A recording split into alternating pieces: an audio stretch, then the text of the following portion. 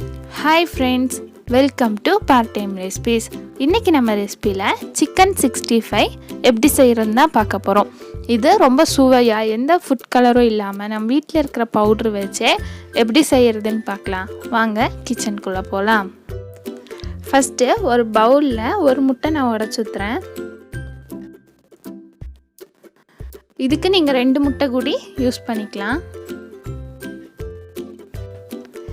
இப்போ இதை நம்ம சும்மா கலக்கி விட்டுக்கலாம்.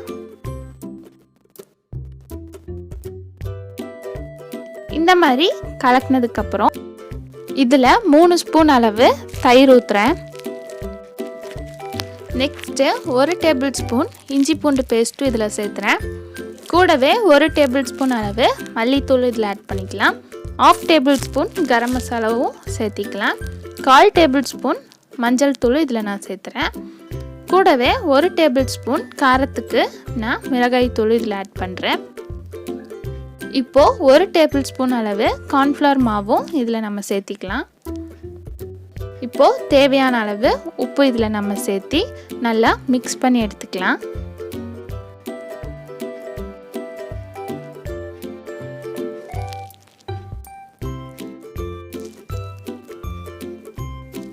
இப்போது இந்த மாதிரி நம்ம நல்லா மிக்ஸ் பண்ணி எடுத்துக்கிட்டோம். இதில் இப்போ நம்ம 1/2 கிலோ அளவு சிக்கன் அதை இதில் நான் சேர்த்துறேன்.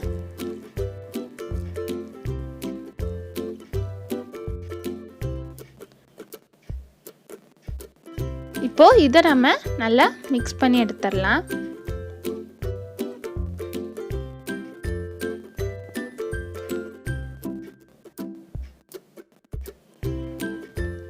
பாருங்க, நல்லா மிக்ஸ் பண்ணிட்டோம். இது ஒரு 1/2 மணி நேரம் போல் நல்லா ஊறட்டும். இப்போது 1/2 மணி நேரம் கழித்து இதை நம்ம ஃப்ரை பண்ணிடலாம். அதுக்கு ஒரு பேனில் தேவையான அளவு எண்ணெய் ஊற்றிக்கலாம். எண்ணெய் சூடானனையும் நம்ம பெரட்டி வச்சுருக்க சிக்கன் பீசஸை நம்ம இதில் போட்டுடலாம்.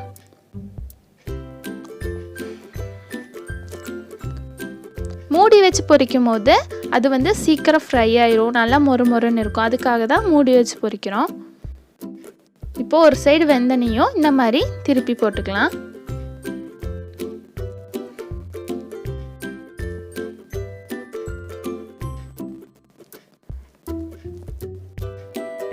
இப்போது இன்னொரு சைடு வேகிறதுக்கும் மூடி வச்சிருங்க. பாருங்க, நல்லா முருகின மாதிரி இருக்கு. எந்த ஃபுட் கலருமே இதில் நம்ம ஆட் பண்ணல. நம்ம முருக விட்டாலே அந்த கலர் நமக்கு வந்துடும். இதுக்கு சில்லி பவுட்ரு அந்த மாதிரி எதுவுமே நம்ம ஆட் பண்ணல. வெறும் மிளகாத்தூள் மட்டும் வச்சு நம்ம சூப்பராக சிக்கன் 65 ரெடி பண்ணிட்டோம். இதை இப்போ நம்ம ஒரு பிளேட்டில் வச்சிடலாம். மீதி இருக்கிறதையும் இதே மாதிரி நம்ம பொரிச்சு எடுத்துக்கலாம். நெக்ஸ்ட் இதை நம்ம சர்வ் பண்ணிடலாம். இந்த ரெசிபியை நீங்களும் வீட்டில் ட்ரை பண்ணி பார்த்துட்டு எப்படி இருக்குன்னு கமெண்ட் பாக்ஸில் சொல்லுங்கள். நம்ம சேனலை சப்ஸ்கிரைப் பண்ணாதவங்க மறக்காமல் சப்ஸ்கிரைப் பண்ணி கூடவே பெல் பட்டன் ஆலும் கிளிக் பண்ணிடுங்க. அப்போ தான் நான் போடுற வீடியோஸ் உங்களுக்கு தொடர்ந்து நோட்டிஃபிகேஷனில் வரும். இந்த ரெசிபி உங்களுக்கு பிடிச்சிருந்துச்சின்னா ஒரு லைக் கொடுங்க. இன்னொரு ரெசிபியில் நம்ம மீட் பண்ணலாம். ஓகே, பாய்.